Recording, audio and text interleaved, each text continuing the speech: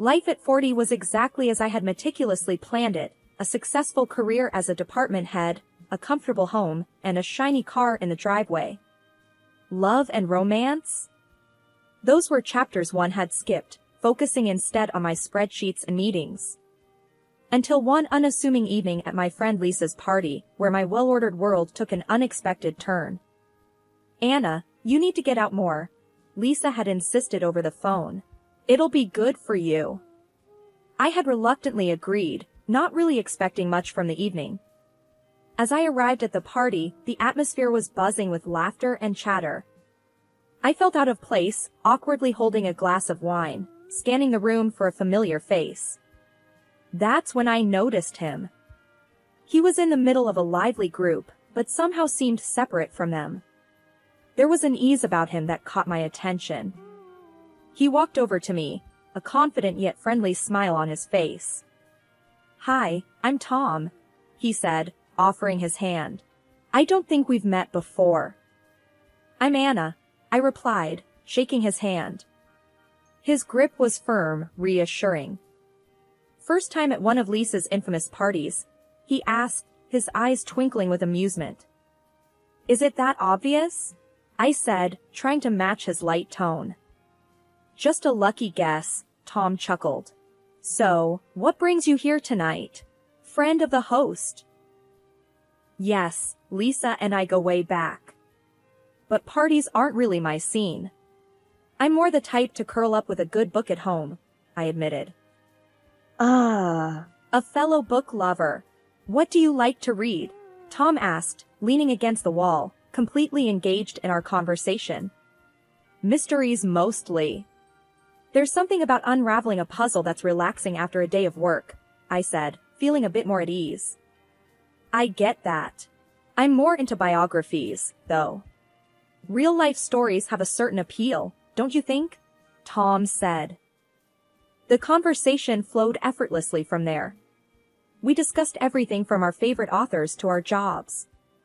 I learned he was a graphic designer, passionate about his work, and surprisingly, 5 years younger than me. His sense of humor was a breath of fresh air. As the night wore on, we somehow found ourselves tucked away in a quieter corner of the room, lost in conversation. It was uncanny how natural it felt to talk to him, as if we'd known each other for years rather than hours. When it was time to leave, Tom insisted on walking me to my car. "I hope I get to see you again, Anna," he said earnestly as we stood beside my car. "I think I'd like that," I found myself saying, surprised by my own willingness to step out of my comfort zone. "Good night, Tom." Driving home, my mind replayed our conversation, his laughter, the ease of the evening. It was unsettling yet exhilarating. For the first time in a long while, I felt a spark of something new, something unexpected. After that party, Tom and I started seeing each other more. It wasn't like anything I had experienced before. He was thoughtful in ways that caught me off guard. He'd surprise me with my favorite coffee at work or send me texts just to say he was thinking of me. One evening, he invited me over for dinner. I walked into his apartment to find he had cooked an entire meal. "I hope you're hungry," he said, grinning from ear to ear. "I'm impressed. I didn't know you could cook," I said, taking in the spread on the table. "There's a lot you don't know about me," he replied with a wink. "For instance, I make a mean lasagna." As we ate, he told me stories about his family, his dreams, his fears. It was intimate, real. After dinner, we settled on the couch, a comfortable silence enveloping us. "You know, Anna, I never thought I'd meet someone like you," Tom said, looking into my eyes. "Like me? How so?" I asked, feeling a warmth spread through me. "Someone who's not just about the surface stuff. You see the world differently. It's refreshing," he said, brushing a strand of hair from my face. I didn't know what to say, so I just smiled, feeling a flutter in my stomach. Weeks turned into months, and our relationship deepened. Tom was charming, not just to me but to everyone around him. He even won over my parents when I introduced him. My mom, who was usually hard to please, said, "He's a keeper, that one." But the real turning point came 6 months into our relationship. It was a regular evening. We were walking in the park after dinner. "Anna, I've been thinking," Tom started, sounding serious for once. "I don't want to spend another day without you. Marry me." His proposal caught me off guard. "Tom, are you serious? We've only been together for 6 months. I know it's fast. But when something feels right, why wait?" he argued, his eyes searching mine for an answer. I looked at him, this man who had unexpectedly become my world. "Yes," I found myself saying, "yes, I'll marry you." Married life started like something out of a storybook. Tom and I were in our own little world, wrapped up in the bliss that comes with being newlyweds. In those first few months, Tom was incredibly attentive. He'd surprise me with little notes hidden around the house, each one making my day a little brighter. One evening, I found a note on the bathroom mirror. "Meet me in the backyard," it read. Curious, I made my way outside to find Tom had set up a makeshift projector. "Movie night under the stars," he announced proudly. I couldn't help but laugh. "You really go all out, don't you?" "Only the best for my wife," he replied with a wink. As we cuddled under a blanket watching an old classic, I remember thinking I had never been this happy. But it wasn't just the grand gestures. It was the small things too. How he'd make coffee just the way I liked it, or how we'd cook together, dancing around the kitchen to some old tune. One day, as we were making dinner, I playfully splashed him with water. "Hey, what was that for?" he exclaimed, pretending to be offended. "Just keeping you on your toes," I shot back, laughing. He came over, a mock stern look on his face. "You're going to pay for that," he said, before breaking into a smile and pulling me into a hug. Life with Tom felt easy, like everything had fallen into place. Even when we disagreed, it was never anything serious. We had this rhythm, this understanding between us that felt natural.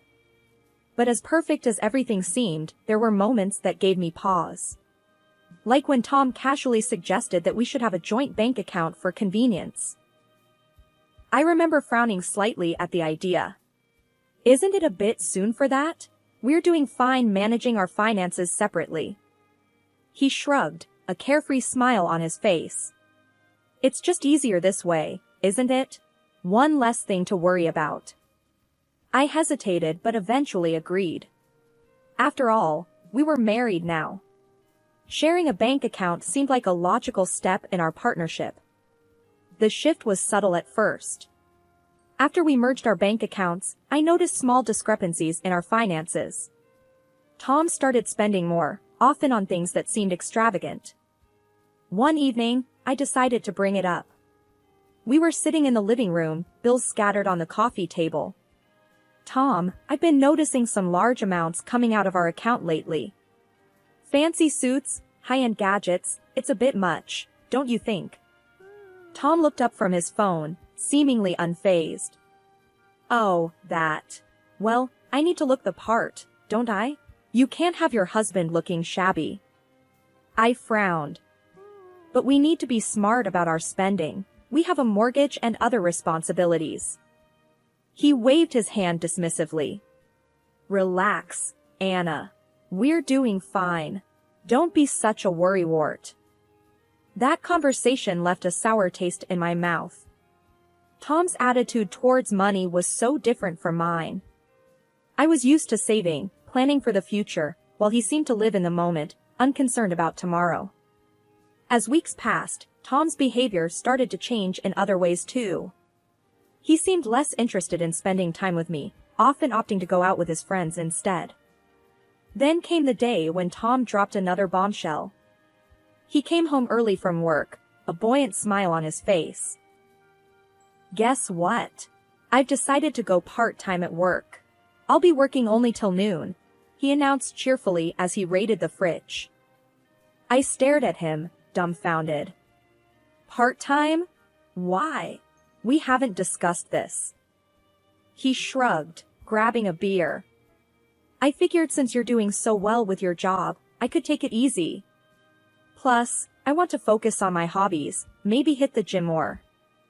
I felt a surge of frustration. Tom, we're a team. Decisions like this should be made together. He looked at me, his expression one of annoyance. Why are you making a big deal out of this? It's not like we can't afford it. The conversation escalated from there, ending with Tom storming out of the room. I sat there, feeling a mix of anger and disbelief. It was around that time that I suggested maybe we should start thinking about having a child, hoping it would bring us closer. Tom's reaction, however, was far from what I expected. A child? Are you serious, Anna? I think you're a bit too old for that, he said bluntly, not even looking up from his phone. His words stung.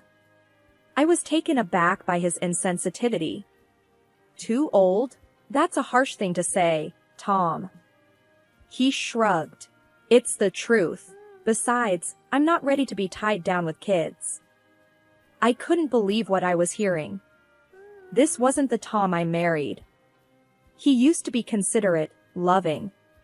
Now, he was turning into someone I hardly recognized. As the days turned into weeks, the distance between us grew. The man I fell in love with was fading away, replaced by someone who seemed to care only about himself.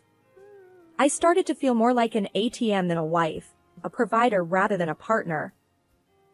The changes in Tom were becoming more pronounced, and it felt like our marriage was on a slippery slope. His part-time job meant he was home more, but not in the way I had hoped. He spent most of his time at the gym or hanging out with friends, leaving me to handle the household chores. One evening, I came home exhausted from work, only to find the house in a mess. Tom was sprawled on the couch, scrolling through his phone. "You're home early," I commented, dropping my bag. He didn't look up. "Yeah." Gym was crowded. Decided to skip it. I sighed, looking around. "Tom, since you're home more, do you think you could help out with some of these chores?" He frowned, his tone defensive. "What? Now you want me to be a house husband? That's not my thing, Anna." I felt my patience wearing thin. It's not about being a house husband. It's about helping each other out. He shrugged, unmoved. "I don't know, Anna. I have other things to do." I bit back a sharper retort, feeling a growing sense of frustration and loneliness. It was like talking to a wall. He just didn't get it, or he didn't care. I couldn't tell which was worse. The situation worsened when I suggested he could use his free time for something productive, like taking care of the house or cooking. "Me? Cook? Come on, Anna, you know I'm no good in the kitchen." He laughed it off. "But you could learn. It would be helpful," I pressed, hoping he'd see reason. He scoffed. "I have better things to do with my time." I felt a surge of anger. "Like what? Going to the gym and hanging out with your friends?" He rolled his eyes. "You just don't get it, do you? I need my space, Anna." I couldn't believe what I was hearing. This was not the partnership I had signed up for. I was working full-time, managing the house, and now, apparently, I was expected to be okay with his complete lack of contribution. The final straw came when I found out about his demands at home. One evening, I came home late from a particularly grueling day at work. "Hey, what's for dinner?" Tom asked as soon as I walked in. I was taken aback. "I just got home. I thought maybe you'd have something ready since you were home all day." He laughed, as if I had made a joke. "Me? Cook? Come on, Anna. That's your thing." I stood there, disbelief and anger swirling inside me. "My thing? What about teamwork, Tom? What about supporting each other?" He just shrugged, completely indifferent to my feelings. I went to bed that night feeling more alone than ever. The man I had married, the man I thought I knew, was becoming a stranger to me. Our conversations were now either superficial or arguments. The warmth and connection we once shared seemed like a distant memory. One afternoon, while doing a deep clean, I moved the bed to get to the dust underneath and spotted something glinting against the wall. Reaching down, my heart sank as I picked up an earring that certainly wasn't mine. The cold wave of realization hit me hard. Sitting on the edge of the bed, I turned the earring over in my fingers, a storm of questions and fears swirling in my mind. When Tom returned home later, I confronted him directly. "Tom, I found this earring under our bed. It's not mine. Can you explain?" He glanced at the earring with a nervous laugh. "Where did that come from?" "Maybe it's from one of your friends." I knew none of my friends owned anything like this. "No, Tom. My friends haven't been over in ages. And they don't wear this style." He gave a casual shrug, but I could tell he was uneasy. "I don't know, Anna. Maybe it's yours and you forgot about it." I felt frustration building inside me. "I know what my jewelry looks like, Tom. This isn't mine." There was a tense silence. Finally, Tom sighed and admitted, "Okay, it probably belongs to a friend of mine." "A friend?" My voice trembled with a mix of disbelief and hurt. "Yeah, she must have dropped it when she was here," he said, avoiding my gaze. The room seemed to spin as I processed his words. "When she was here, in our house, in our bedroom." He gave a half-hearted defense. "It's not a big deal, Anna. It was just a visit." I was incensed. "Just a visit? You brought another woman into our home, our bedroom? That's a big deal, Tom." He tried to downplay it, but I could see right through his act. "You're overreacting, Anna. It was nothing." The conversation escalated from there, ending with Tom storming out and me left alone, feeling a deep sense of betrayal. That night, as I lay in bed, Tom's admission replayed in my mind. I realized that my marriage had hit a point of no return. I couldn't just brush this under the rug. I needed to know the extent of Tom's betrayal, to understand what I was dealing with. The next day, I picked up the phone and dialed an old friend. He was someone I had known for years, someone discreet and skilled in handling sensitive situations. "Hey, it's Anna. I need a favor, something personal. I need to know what's really going on when I'm not around. Can you help?" There was a brief pause on the other end. "Of course, Anna. I know just how to handle this. Let's meet and discuss the details." Then came the incident that broke the camel's back. My father had an accident and needed a wheelchair. I found a state-of-the-art model that would give him some independence, but it was expensive. I didn't hesitate, though. This was my dad, and he deserved the best. I was discussing it on the phone with my mom when Tom walked in. "What's that about a wheelchair?" he asked, a curious look on his face. I hung up and turned to him. "My dad had an accident. I'm buying him a modern wheelchair to help him get around." He raised his eyebrows. "Sounds expensive. How much?" I told him the amount, and his reaction was shocking. "Are you crazy?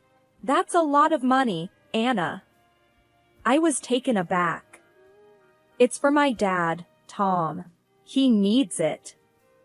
He scoffed. "Your dad's old, Anna. Why waste so much money on a wheelchair? You should be saving that for us, for our future." I felt a surge of anger. "It's my money, Tom. And it's for my dad. I'm not going to skimp on something he needs." Tom's face turned red. "Your money? What about our money? You know what you should be buying instead? That motorcycle I've been looking at. That's a better investment than some old man's wheelchair." I couldn't believe my ears. "A motorcycle? You think a motorcycle is more important than my injured father?" He shrugged. "Yeah, I do. I work hard. I deserve it." I shook my head in disbelief. "You barely work, Tom. And even if you did, my father's needs come before your wants." He got in my face, his voice raised. "You're being selfish, Anna. All you care about is your family. What about me? What about what I want? I stood my ground. This isn't about you, Tom. This is about my father needing help, and I'm going to give it to him, whether you like it or not. Tom laughed mockingly. You know what, Anna? I married you for your money. You're just an old, ugly woman who I thought would be easy to control. But I see now you're just a fool. If you don't buy me that motorcycle, I'll divorce you. And good luck getting married again at your age. Let's see who'd want you after me. I felt a surge of anger mixed with determination. Reaching into the drawer of the coffee table, I pulled out a folder and slammed it onto the table. These are pictures from a private detective, Tom. They show exactly what you've been up to when I'm not around, I said, my voice steady despite the turmoil inside. His smirk faltered as he flipped through the photos, his face turning pale. The images were undeniable proof of his infidelity, his betrayal laid bare for him to see. And this, I continued, pulling out another set of documents, is our divorce paperwork. I'm done, Tom. I'm done being disrespected, lied to, and used. He looked up from the photos, his earlier bravado gone. Anna, please, we can talk about this. I didn't mean those things I said. But it was too late. I had seen the truth behind the man I married, and there was no going back. I've made my decision, Tom. It's over, I said firmly. As he left the house that day, the folder and divorce papers in his hands, I felt a profound sense of relief mixed with sorrow. It was the end of a painful chapter in my life, but also the beginning of a new, albeit uncertain, journey. The divorce proceedings were nothing short of a roller coaster. Tom, in a desperate attempt to salvage what he could, demanded alimony, citing the stark difference between our salaries. His audacity knew no bounds, and the trial turned into a battleground of accusations and legal maneuvers. I sat in the courtroom, my lawyer by my side, clutching the folder that held all the evidence of Tom's infidelity and betrayal. As his demands for alimony echoed through the room, I felt a mix of disbelief and determination. This was the man I had loved, and now he was trying to exploit me one last time. When it was my turn, I presented everything, the photographs from the private detective, bank statements showing his extravagant spending, and testimonies about his lifestyle. The evidence was overwhelming, painting a clear picture of a man who had taken advantage of my trust and love for his own gain. The judge listened intently, flipping through the evidence, his expression unreadable. After what seemed like an eternity, he finally spoke. The court ruled in my favor. Tom's claims for alimony were dismissed, and the divorce was granted on my terms. I remember exhaling a breath I didn't realize I was holding, a weight lifting off my shoulders. It was over. The legal ties that bound me to Tom were severed, and I was free. In the aftermath of the trial, life slowly started to return to a new kind of normal. I focused on rebuilding myself, reconnecting with the parts of me that had been lost in the shadows of my marriage.